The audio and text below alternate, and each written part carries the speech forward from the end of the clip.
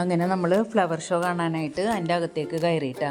ഇഷ്ടംപോലെ പൂക്കളും നല്ല ഭംഗിയുള്ള നമ്മൾ കാണാത്ത തരത്തിലുള്ള പൂക്കളൊക്കെ ഉണ്ടായിരുന്നു. ഒരുപാടുണ്ട് കാണാനായിട്ട്. കുറേ നടക്കുകയും ചെയ്യണം. അത് കാരണം ഉമ്മായും ആൻറ്റിയൊന്നും വന്നില്ല. അവരൊക്കെ പുറത്തിരുന്നു. കുറച്ച് പേര് കയറാൻ നടക്കാൻ പറ്റാത്തവരൊക്കെ പുറത്തിരുന്നിട്ടാണ്. ബാക്കി ഞങ്ങളെല്ലാവരും കൂടിയാണ്, കസിൻസും കുറച്ച് ആൾക്കാരും കൂടി അങ്ങനെ നമ്മൾ പോയി കാണാനായിട്ട്. ഇവിടം വരെ വന്നിട്ട് പിന്നെ അത് കാണാതെ എങ്ങനെ പോകുമെന്ന് വിചാരിച്ചിട്ട് അതൊരു വിഷമമല്ലേ നമുക്ക്. അത് തന്നെ ഇങ്ങനെ എല്ലാം നടന്ന് കണ്ട്.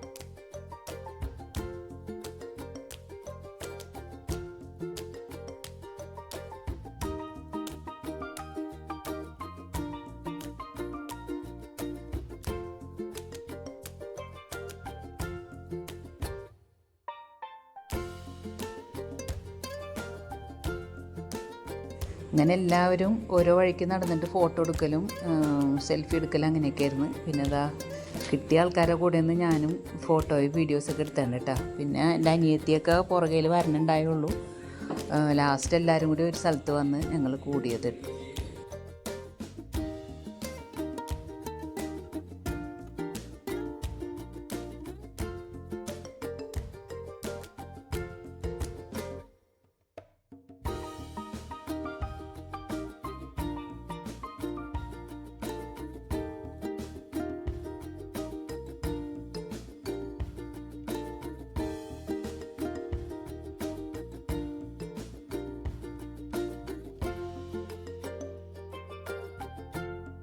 പല തരത്തിൽ, പല മോഡൽ, പല ഡിസൈനിലൊക്കെ ഉണ്ട് ഫ്ലവർ എല്ലാം അറേഞ്ച് ചെയ്തിരിക്കുന്നത്. പിന്നെ സെയിലുണ്ട് കേട്ടോ. ചെടികളുടെ സെയിലും അവിടെ നടക്കുന്നുണ്ടായിരുന്നു.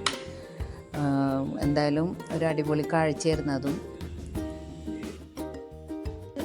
അത് കഴിഞ്ഞിട്ട് അതിൻ്റെ സൈഡിലുള്ള പാർക്കിലാണ് കേട്ടോ നമ്മൾ വന്നിരുന്നത്. നല്ല ഭംഗിയായിരുന്നു കാണാനായിട്ട്. അതെല്ലാം കണ്ട ആൾക്കാരൊക്കെ ഇരിക്കണുണ്ടില്ലേ. അവിടെ പന്തലൊക്കെ കെട്ടിയിട്ട് ചെയറൊക്കെ ഇട്ടുണ്ടായിരുന്നു നമുക്ക് ഇരിക്കാനായിട്ട്. പിന്നെ രാത്രി നമ്മൾ തിരിച്ചെത്തി. നല്ല തണുപ്പുണ്ടായിരുന്നു. ഫുഡ് കഴിക്കാനിരിക്കുന്നതിന് ഉമ്മാക്ക് വാങ്ങിക്കൊടുത്തിട്ട് നമ്മളവിടെ പരിപാടിയൊക്കെ അറേഞ്ച് ചെയ്തിട്ടുണ്ടായിരുന്നു. അപ്പോൾ അതിന് വേണ്ടിയിട്ടുള്ള തയ്യാറെടുപ്പാണ്. അപ്പോൾ നമുക്ക് രാത്രി കഴിക്കാനുള്ള സാധനങ്ങൾ എന്തൊക്കെയാണെന്ന് വെച്ചാൽ ഒരുപാട് സാധനങ്ങളുണ്ടായിരുന്നു.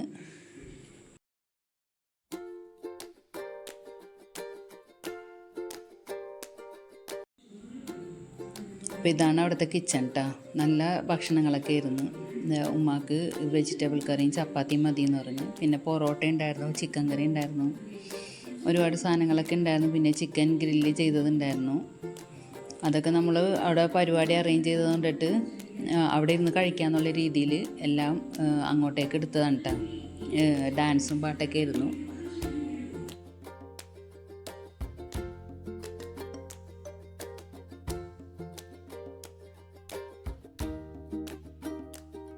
അങ്ങനെ അവിടെ ക്യാമ്പ് ഫയർ അറേഞ്ച് ചെയ്തിട്ടുണ്ടായിരുന്നു.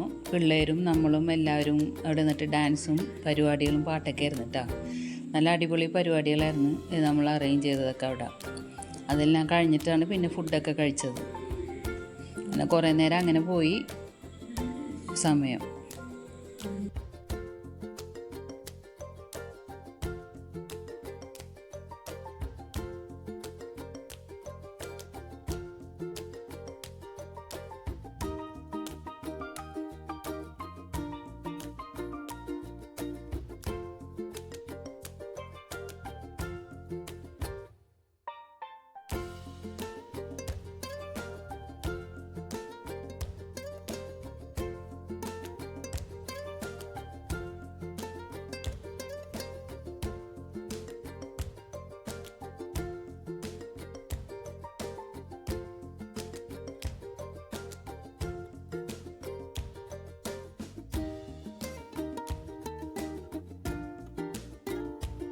ഇതെൻ്റെ കസിൻ്റെ മോനാണ് കേട്ടോ. അവനാണ് എല്ലാവർക്കും സ്റ്റെപ്പൊക്കെ പഠിപ്പിച്ചു കൊടുക്കുന്നത്. അതനുസരിച്ചിട്ട് എല്ലാവരും കളിക്കുന്നുണ്ട് കേട്ടോ. ഓരോ പാട്ട് തുടങ്ങണേക്ക് മുമ്പ് ഒരു സ്റ്റെപ്പ് കാണിച്ചു കൊടുത്തിട്ട് കളി തുടങ്ങും. പിന്നെ കൂടെ അവിടെ നിന്നിട്ട് കളിയും പാട്ടും നല്ല അടിപൊളിയായിട്ട് അങ്ങനെ പോയി അന്നൊരു രാത്രി.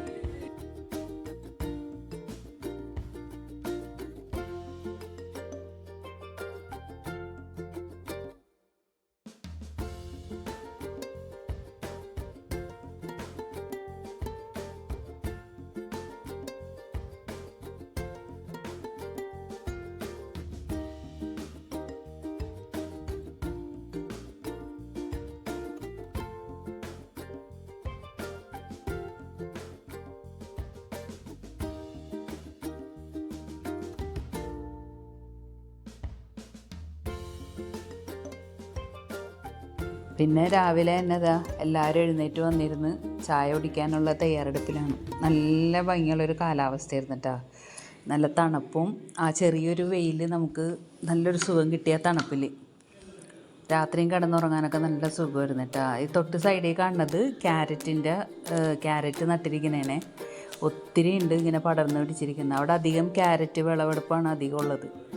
അതിൻ്റെ അടുത്ത് തന്നെ ഇതിൻ്റെ സ്ഥലങ്ങളൊക്കെ ഉണ്ട് ക്ലീൻ ചെയ്ത് വരണത്. അങ്ങോട്ടൊന്നും പോകാൻ നമുക്ക് സമയം കിട്ടിയില്ല.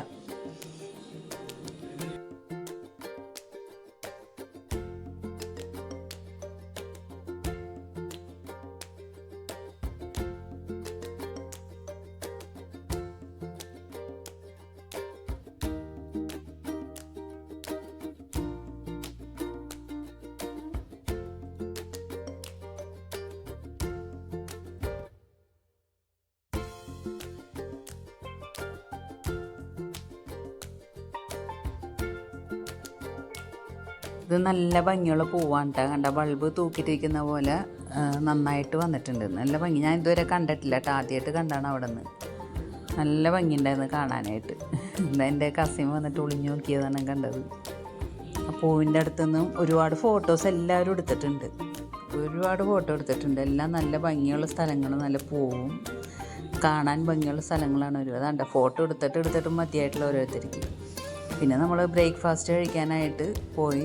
ദോശയും ഇഡ്ഡലി, സാമ്പാർ, ചട്നി, ചായ, പിന്നെ ഓംലേറ്റ്, ഇതൊക്കെയാണ്. പിന്നെ അവിടുത്തെ ആള് ബാക്കി ഡീറ്റെയിൽസ് ഒക്കെ പറയുന്നത് ഊട്ടിയിലെ മുത്തൂര് പാലട എന്ന സ്ഥലത്താണ്. അവിടെ നെക്സ്റ്റ് മറ്റേ കുഷിപ്പേട് കോളേജിൻ്റെ അടുത്താണ് വരുന്നത്. നമുക്ക് ഏകദേശം ഒരു 14 പ്രോപ്പർട്ടി നമ്മുടെ കയ്യിൽ അവൈലബിൾ ആണ്. പ്ലസ് റെസ്റ്റോറൻറ്റ് അവൈലബിൾ ആണ്. വിത്ത് ഫയർ ക്യാമ്പ് ഇതെല്ലാം ഒക്കെയാണ്. Okay, thank you.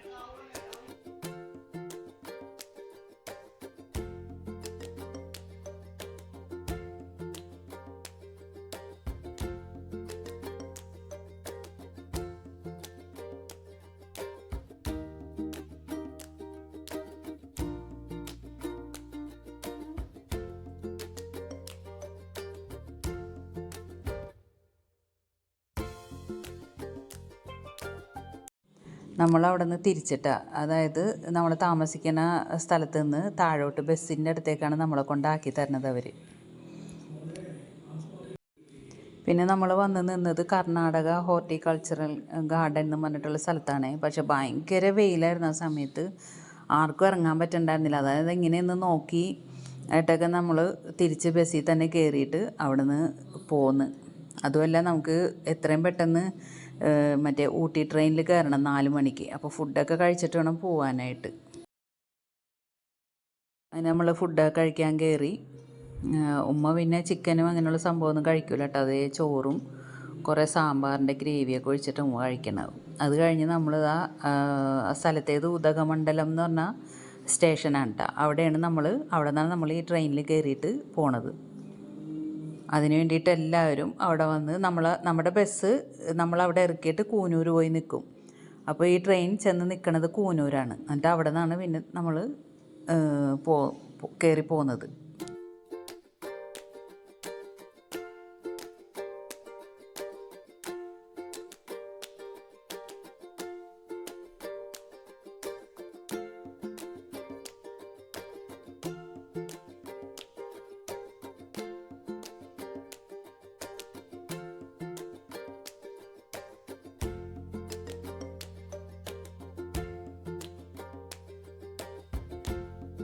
അവിടെ ചെന്നപ്പോൾ നമ്മൾ മാത്രം ഉണ്ടായതുള്ളൂ. അപ്പോൾ അതേ മക്കളൊക്കെ കളിക്കണേണ് ഇവിടെ നിന്നിട്ട്.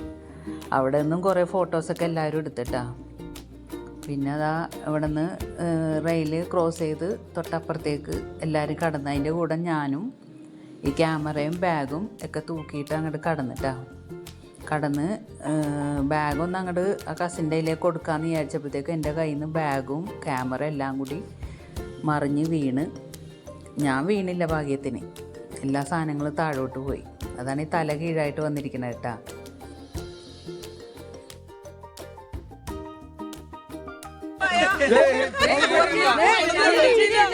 നിർത്തിയിട്ടില്ല എന്താണ് ഗൈസ്, എന്തൊക്കെയാണ് ഇവിടെ നടക്കുന്നത്?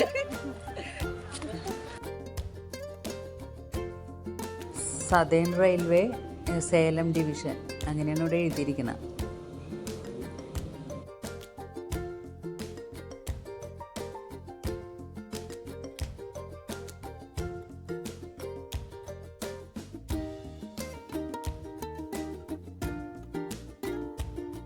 പറഞ്ഞു ഊട്ടിയിലുള്ള ബ്ലോഗർ സുപ്രിയയോടൊപ്പം കസിൻസ് എടി ഊട്ടിപ്പട്ടണം വേറെ രണ്ടെണ്ണം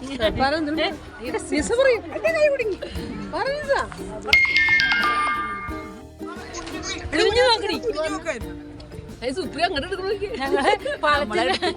പാലത്തിന്റെ അടിയിൽ കുളിഞ്ഞു നോക്കണം.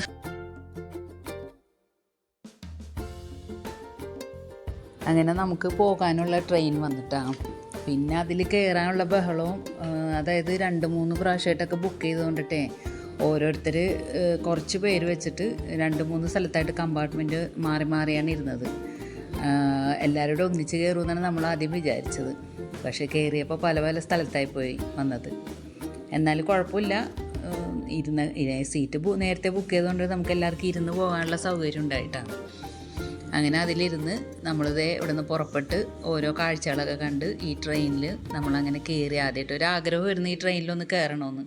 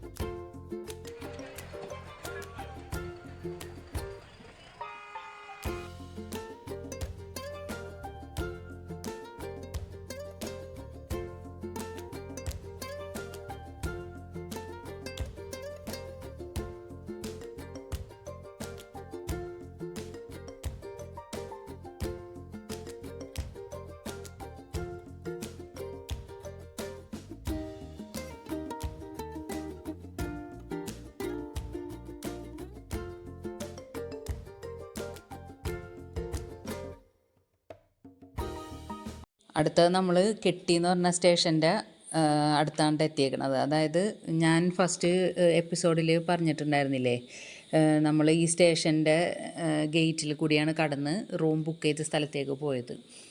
ആ സ്റ്റേഷനാണ് ഇവിടെ എത്തിയിരിക്കുന്നത് കേട്ടോ.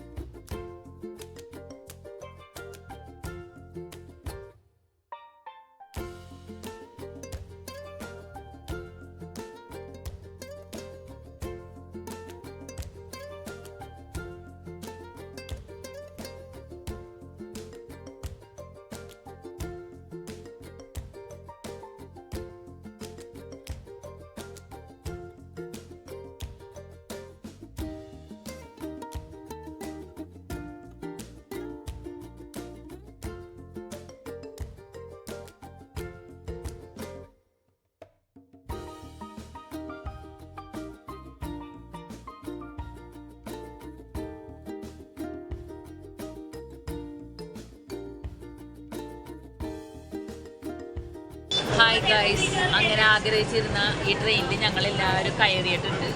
പിന്നെ വിചാരിച്ച പോലെ അത്ര രസമൊന്നുമില്ല. കുറച്ചു നേരം നല്ലതായിരുന്നു, പിന്നെ കുറേ നേരമായില്ലേ. അതാ എന്തായാലും ഒരു ആഗ്രഹം സാധിച്ചു. അതെ, ആഗ്രഹം സാധിച്ചു. ശരി എന്നാ.